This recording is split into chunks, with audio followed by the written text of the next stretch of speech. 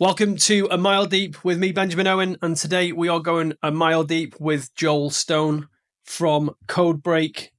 Honestly, excited about this. Actually, just been talking to him before the podcast kicked off, and he shared with me something we're gonna be giving you later on in the podcast about what really served him in his life and his business. But Joel, welcome to the podcast. We're going a mile deep today, brother.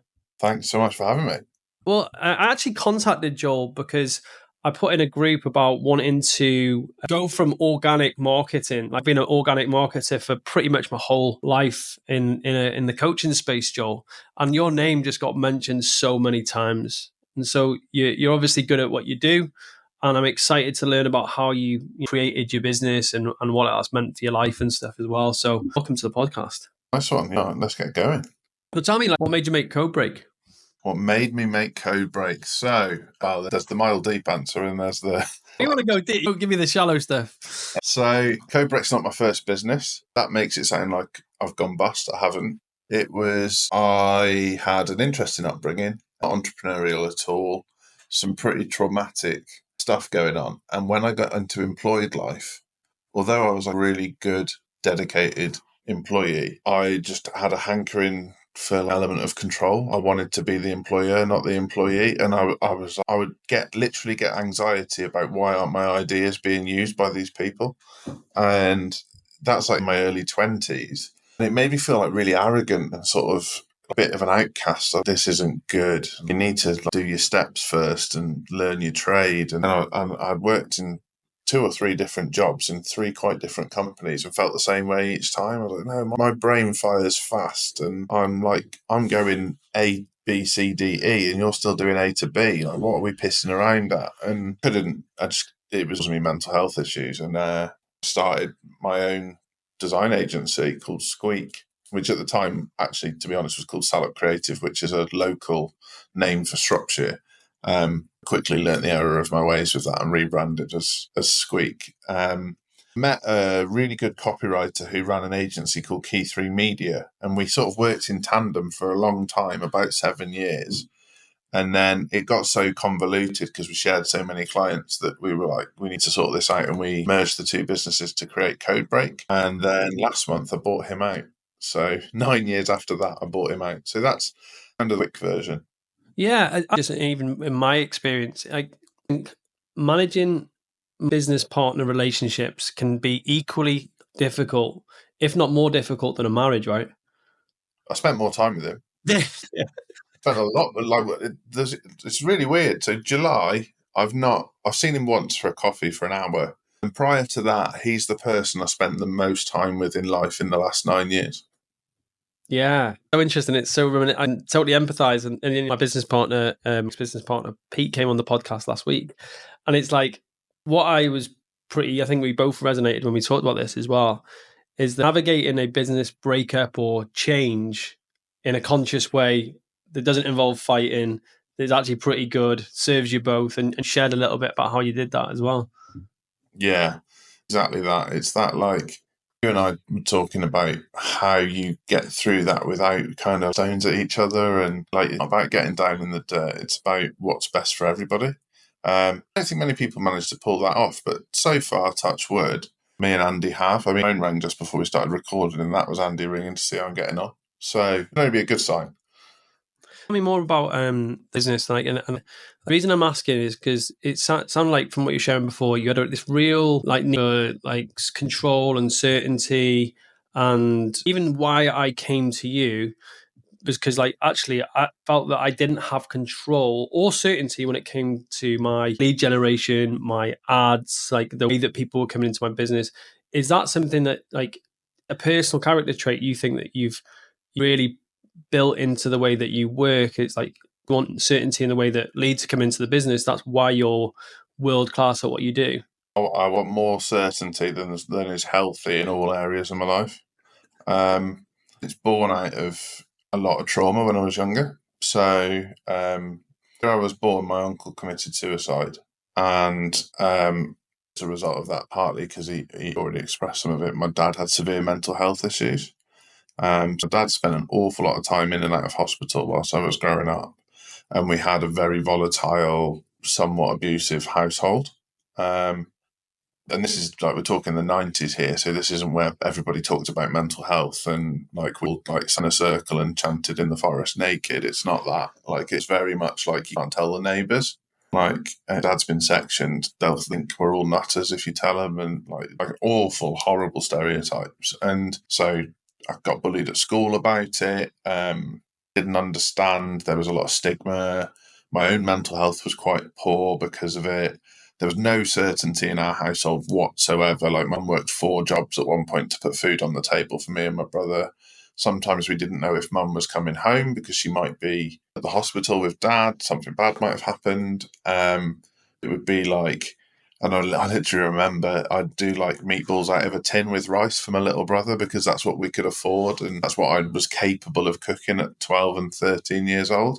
Just had like a lot of lack of certainty, and at the time I related that to a lack of money in the house, like couldn't afford stuff. As a grown-up, so to speak, a lot of that uncertainty was nothing to do with money. I've met poor people with a lot of certainty in their lives. It was more to do with instability. Then I grew up quite a strong person in terms of like, if something dramatic happens, I'm the guy you come to. But if you get a paper cut, don't come to me because I struggle with empathy for little things. And also, they're the things that topple me over too, like the accumulation of little things. The big stuff I'm brilliant with because I grew up in the trenches, right? Went to college, met someone at college who'd had quite a similar life to me. We became best friends and loads of time together. Loved her to bits. And she asked me to give her a ring at New Year one day, and I couldn't because I was with my girlfriend at the time, and my girlfriend was a little bit jealous. And like in hindsight, that's kind of fair enough. It wasn't nothing going on, but it's kind of fair enough. And when I did ring back, she didn't answer. And when we went back to college in the January, I found out she'd committed suicide that night. Oh man. And so that kind of ground, and I buggered off to university. So I kind of like under the carpet, went to university, tried to build myself as a person, lacked a male role model in my life because of what had gone on. I'd just lost my best friend. And I basically drifted through university by the only thing I was certain about was my own ability. So I would like study really hard, make sure I got the grades, like double down everything. But everything else was all to shit. I was gaining weight. I was drinking too much. I was partying too hard. I was probably not treating people as well as I should have been. I'd just lost all sense of certainty, even like almost like just like self and other than work. So that is long and short of where my like of comes from. Isn't it funny? And there was Dax actually that said this to me years ago, Dax Moy, and he said, from your darkest dark shines your lightest light. You know, and I guess even like hearing you talk about this is like lack of certainty, need for money, want stability, and lo and behold, you're really good now at helping people create that in their businesses through the way that you And their do. lives. That, And like, you can just see it really clearly. It's like it was funny because I felt like that when I was like, oh my gosh, I need some stability in my business. I need some predictability in my business. And I was like, okay, well, the only way I could probably get that is through ads and who's the guy, you know, the guy. That's so interesting. And it can see it's like that's from struggle, you know. Yeah, that's the thing. Is like a lot of people come to us as a marketing company very rarely does someone come to us where it's like, pull the pin, this is an emergency.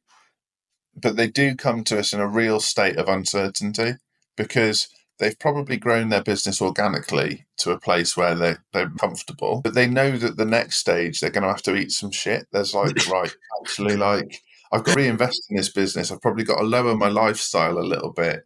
And the annoying thing is I'm giving this prick the money to do it.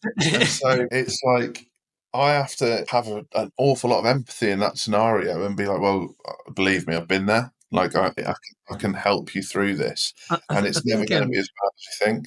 What's interesting is like when I was a gym owner before I was a coach, and like when I invested in the gym, I probably put 50 to 75 grand of my own money into the gym. And it was a real outlay because you get a physical, like bricks and mortar thing for your money. And what's I think very evident to me anyway in the coaching world, the consultancy world, is that people don't want to lay that kind of money out. They're very, very such a high margin startup, they get used to having not laying out big chunks of cash to kind of commit to things like that. Yeah, So that's interesting. Whereas I think because of my background with bricks and mortar, I'm really like, okay, well, if something costs, yeah. make it happen. And like we're doing now as well, you'll meet people who would think nothing of spending 10, 20, 30, 40, 100 grand on something. But when you're like in a startup business scenario, everyone you meet is trying to do it all on the back of a fag packet. So it's not comparable to the kind of people I'm talking to. Like someone come in and says, I had one yesterday. They're like, "Oh, what's the average value of a customer to you over their lifetime?" And as well, 90 grand. Why are you spending £10 a day on Facebook ads? Like, does any sense? Like this, you're going to spend £3,600 on Facebook ads, and you're trying to acquire a 90 grand customer. You're miles away from where you want to be in terms of your mindset towards your marketing. Yeah, I think so many, especially new entrepreneurs, coaches, consultants, like PTs, that they don't think like that. Yeah. They really don't think like that. And but coming back to your story a little bit, at which point did you go, oh, actually, really good at this? Like this is like and helping people with this is my jam. Like I'm really curious because like any point, like a point in the last couple of years, maybe, or when you started So the company. I did design at university. Came into design industry in Manchester. Did well. Like I had grades. I was like a respected designer in the space. Managed to work on some cool brands. And the recession hit, the 2008 recession. And design goes out the window. Then big companies do not spend money on big campaigns in recessions. So where I would have been designing stuff for Channel 4 or Anthony Joshua or Under Armour, like the brands I worked with at the time, they just pulled the plug. And freelance designers that are milling around agencies in Manchester don't have any work. And at the same time, my mum got unwell, and I thought, I'll move back to Shropshire. I'll come and take a safe job, make sure mum's all right, batten the hatches a little bit. And I worked for a conference business that were helping anyone that put on like big events. When you used to go to conferences back then, as soon as you walked through the door, someone would put like a lag on your shoulder, and when you open it, it'd be full of pens and notepads and leaflets, and the laptop bag would have like Colgate, Samsung or something on the front. And that's what we did. So I was like managing the projects and making sure they got manufactured properly, because like Samsung were very brand sensitive. So if the laptops came and the Samsung logo on the zip was the wrong way around, you'd have like a brand rejection on your hands. So that was the job I was doing. I didn't really enjoy it because it didn't test my metal. I was quality. And the recession was getting worse, so the conference industry was drying up too. I thought, I know what every budding graphic designer does at this point, and I trained to be an accountant. I was going to work for myself at that point. And I thought the one thing I don't know about is how businesses' books work, and this company will pay for my training as long as I give them my time back in return. So I thought that was a good move. People need accountants when there's recessions anyway. You need an accountant whether you've got money or you haven't. I have every minute of it. But now I can read a balance sheet, read a profit and loss statement. I can balance the books if you want me to. But on a very loose level, if you combine accountancy with the creativity of graphic design, you land on marketing. Yeah. I was gonna say, I could see this piecing together. Yeah. It that played into my hands is that when I then launched my own agency, just about coincided with when Meta Ads got launched. Wow. And I was Great like, I timing. can do this. Like, I know to do this because this is how my brain works. But I didn't know how to tell other people I knew how to do it. And I didn't know how to Yeah. campaign. In Shropshire, and at the time, I still only focused locally. The last thing traditional agricultural businesses and the butcher, the baker, and the candlestick maker want is like a 2-year-old walking through the door and telling them they need to do Facebook ads. This is like when people thought Facebook was just something kids did. It was not what it is I think they today. some of them still think that, bro. Well, yeah, everyone will bump into the people that are like, this is LinkedIn, it's not bloody Facebook. Or like, oh, go and do a silly dance on TikTok. And I'm like, do you realise that there was like $3 billion worth sales on TikTok yesterday? It's like, yeah, like, but that all happened. Grew the business up quite successfully, created Codebreak with the merger that I talked about before, built Codebreak to a 7-figure business. And then the world transpired to have a massive lockdown. And we went from a 7-figure business to a 5-figure business in less than 2 weeks. Oh my God, man. Oh, It was like turned off the lights. well, And I was in a gym, so I thought it was bad, but that sounds it was brutal. Like, I was like, oh my God, like, what do we do? And also, like, if you're in the first 3 months of lockdown, people didn't realise, we all thought we were going to die. It, like, what didn't really matter where your beliefs lay about vaccines or what everyone talks about now. All we were seeing on TV was like people in the street dying, blankets being put over them, and like, oh my God, don't go outside. My wife works in a zoo, and when she came home, she was like showering in the sink downstairs and changing her clothes before she came and sat with me. Like, it was real serious at the start. And so when someone's ringing up and saying, I need to cancel, it's not like I could turn around and say, you're still under contract. They're yeah, like, I don't yeah, be dead next week, I'm cancelling. yeah. So, I so had the same thing. I was like, people are members for like 7, 8 years, and I'm like, Ben, I'm going to pause my subscription. I'm like, I get it. And it was like, it was really. I think I also, how you people in that moment really mattered for the long game. Like that's how I yeah, saw it. I kind of 100%. Like that's where you had to be your best self and yeah, probably not the mentality, just be a good human. yeah. And Good point. Oh, good point. so Yeah. like that just sucked the life out of me. And I essentially spent the next 18 months working from home. We couldn't furlough the team because we'd merged too late to qualify for furlough. So, and we're a business, so everyone's got a separate skill set. It's not like we've got like, we can rip on every role. So I decided to sell the house to pay the team. Whoa, my gosh! No way. Yeah, so that obviously created an all of pressure on me, and I'm not. My mental health was on the floor by this point. Like it was. It's like that's really like a part of me is like you courageous bastard. The part of me is like holy shit, that is so much pressure. Like where that's kind of where I'm at. Yeah. So in the process of selling the house, and at the same time, myself and Andy, my business partner at the time, wrote a book, and we were like, we need some authority in the space. We can't just operate in Shropshire anymore. We do know what we're doing, but nobody knows we know what we're doing. Hmm. If we're going, and a lot of people were going into the webinar space and online training, and that wasn't us. I didn't feel like that was necessarily going to be the right thing. So we wrote a book, and the book will Stay Hungry. It's the business motto, and it was a step-by-step guide on how to effectively scale a business using ads. Wow. We'll put the link to that in the podcast notes, by the way. So if you're listening, Joel's going to give the podcast stuff afterwards, and I'll put it in there. So if you listen to this on Spotify or Apple, just head on into the show notes and you'll see the link for the book. Oh, thank you. So, yeah, and we wrote this book. We had a bit of a template to follow. We didn't really know what we were doing. We knew we were going to self-publish, but we did use like a professional editor and like go about it properly. And that was to do like a typical launch. Now, people listening might not know, but a lot of people that tell you they're bestsellers on Amazon, they might have been bestsellers for 5 minutes. Not many of them were like genuinely organic sellers, or they might have been a bestseller in the like how to make grass green section of Amazon. It's like the least, and we were going to lean into that tactic, like cards on the table. Like once you can tell people you're a bestseller, it elevates your position. Wrote the book.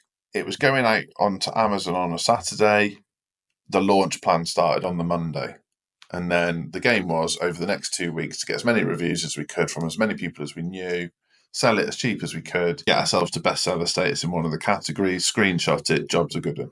But goes live Saturday night. Sunday morning, I'm sat on the sofa. My wife sat on the other sofa reading a magazine. I jumped onto Amazon, went to look at the digital marketing category, which is a legitimate category. There's big hitters in, and we were number one. No way. That's awesome, man. And I was like, shit, we're actually number one. Like, I haven't this. Like, all we'd done was some podcasts prior to this and workshops. Like, we were particularly well known, and we'd got to number one in a category that people had actually heard of. Quick question though. Yeah. What do you, I just so we don't glay over, because this could be, a lot of my audience are like coaches, consultants, speaking to do something similar. What do you think actually, other than luck, if you want to term it luck, I think that there would be one or two things that you like, actually, this was a real lever for us. What was it to get you there? So we talked a lot about it on our podcast prior to it launching, and I don't think we'd perhaps given the podcast the attention it deserved in terms of like what the list was, and it was a lot higher than we thought it was. Nice. We'd been doing it for a while, and I'd also like for years, like way beyond it, and not really given it any credence because I was call to action. I didn't really have a great elevator pitch. I was just, in my view, I was just making friends with as many influential people as I could. Wow. Yeah. And what happened was they all bought the book, or they all got their clients to buy the book, and it like all the came home to roost. It was like, yeah. Right, and so the book came out, and then the phone started ringing. Basically, it was like, yeah, that's awesome. Can you come and do a workshop for me? Can you speak on my stage? Could you handle my marketing? And I'm like, hang on, based Chicago. Like, well, I tell you that I've only ever dealt with people within a 20-mile radius of Shrewsbury before. Like, yeah, Chicago, let's go. Same principle. Yeah, same principles. And I'd got a book that demonstrated my principles. So it's like, well, if you've read the book and you still want to work with me. And then something else happened. I appreciate this is a long story. I'm in. I'm sure everyone else is as well. This is the bit where pretty much my entire family and friendship circle question my mental health, because house sales going through, a book's come out of nowhere, and then I bought an NFT. And I don't know if everyone listening will know what an NFT is, but it's a non-fungible token. It's a crypto asset. Essentially, like normally it's like people work in a digital form. It may or may not have some sort of facility behind it. So you might be the member of a club, you might be whatever. And in this case, it's called VFriends, and it's owned by Gary Vaynerchuk, who is like one of the most famous marketers in the world. And VFriend NFT, all I knew about it, I didn't really care about the artwork, didn't care about asset. All I knew about it was that when I got hold of this NFT, it gave me access to Gary Vaynerchuk's VCon conference for 3 years. So in my view, it was a ticket to his conference. And like it was the first one was going to be hosted in an American football stadium. This was my way of stepping out of Shropshire. And this is a little step there. But the drawing was like a horrible sketch of a turkey called like every positive trait. So mine's called a tenacious turkey. And I basically had to walk down into my kitchen at home. I've just bought this drawing of a turkey to my wife. She turns around, like, what the f*** are you talking about? And she sees this squiggle on the screen. I was like, yeah, it was $3,000. And yeah, I'm going to be going to America in May, and the following May, and then the year after too. And she's like, well, we're going to pay for that. What are you talking about? And like, how is this going to benefit us at all? And I'm going to use this to meet Gary Vaynerchuk, because once I know Gary Vaynerchuk, that's going to change my life. Wow. And she thought I'd gone bananas. Most people did. And the following May, the following April, I got invited to London with 12 others to meet Gary, because we were the only holders in the UK. Well, there were, in truth, there were other holders, but they couldn't make it. So we sat in a room getting to know Gary. I gave him a Shrewsbury Town shirt so that he would remember me. And he said, why are you giving me this? And I said, well, you know who Ryan Reynolds is? And he's like, yeah, of course I know who Ryan Reynolds is. I said, well, he owns Wrexham, and they're our rivals, and it's my sworn duty to destroy him. And then I gave him a Shrewsbury Town shirt. And so when I went over to the States, to Minneapolis in May, he remembered me. And then I've been to Indianapolis since and spent time with him. and I go again next week to LA for the last one. That proximity has really elevated you personally, your business. Like, tell me how, like, what you've from that proximity to such a prolific member of the marketing community. There's the impact on my mindset. Like, I mean, I just said I don't quite think like other people do anyway. But these people, these millionaire types, they're thinking there's a whole different galaxy, and you spend time with them, and what you perceive as a risk, they just see as a test. And so, oh yeah, it's just a hurdle to overcome. Let's do it, see if it works or not. And Yeah, wow. that's really fun for me. And there's a few people from that circle. Like I've spent a lot of time with Jesse Itzler because of this. He's Obviously spent some amazing. time. What heroes, man. He's so good. He's unbelievable. Yeah. I've seen two talks, and both times I could have run through a brick wall after watching the talk. It was just like this man. Like he could ask me to do anything right now, and I would. It's unreal, and it's really like changed the how I think. So that's that side. The other side is like the authority piece.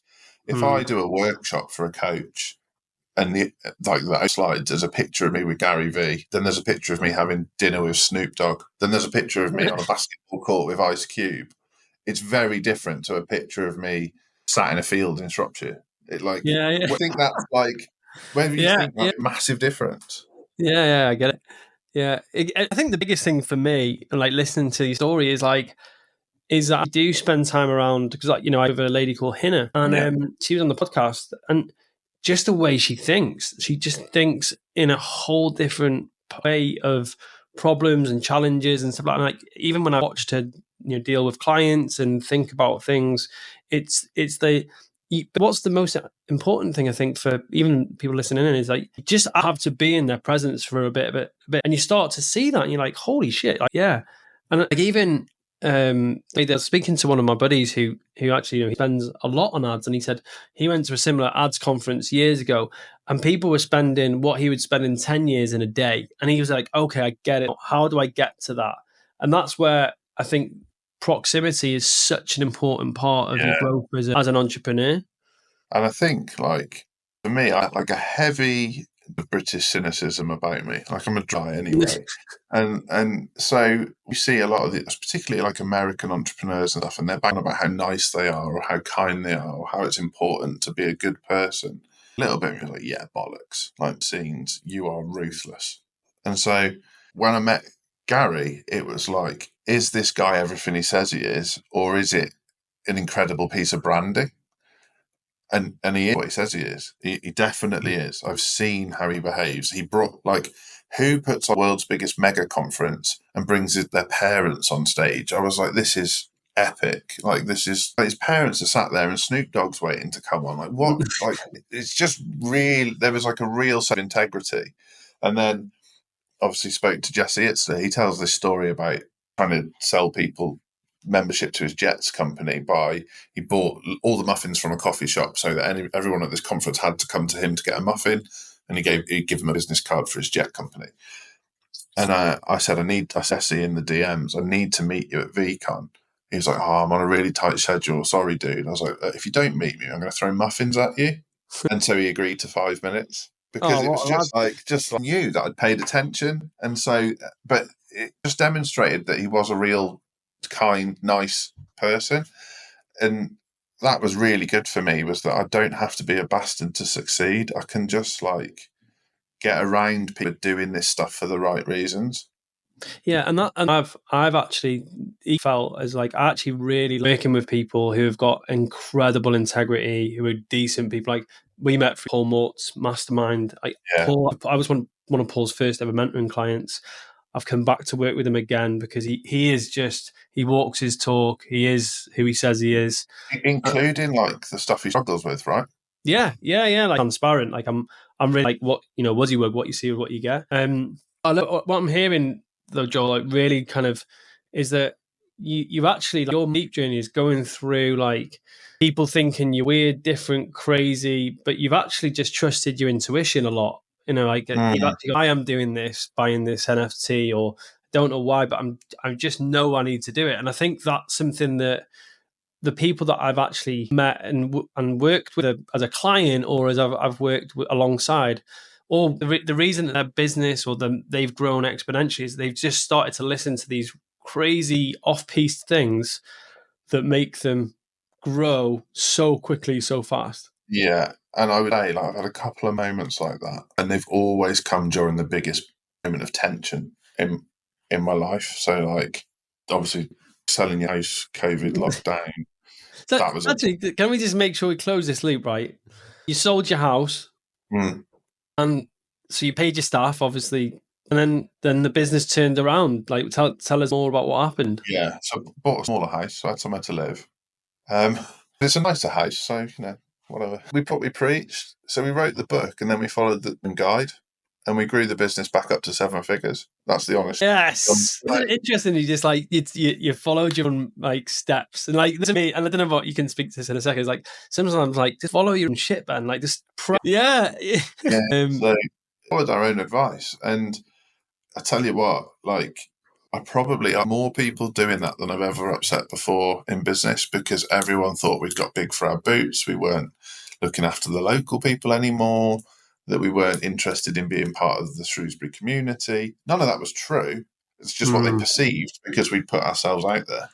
And that was a test of metal that I think every scaling business goes through, that you have to remember that people are going to like make assumptions of you based on their perceived version of your success.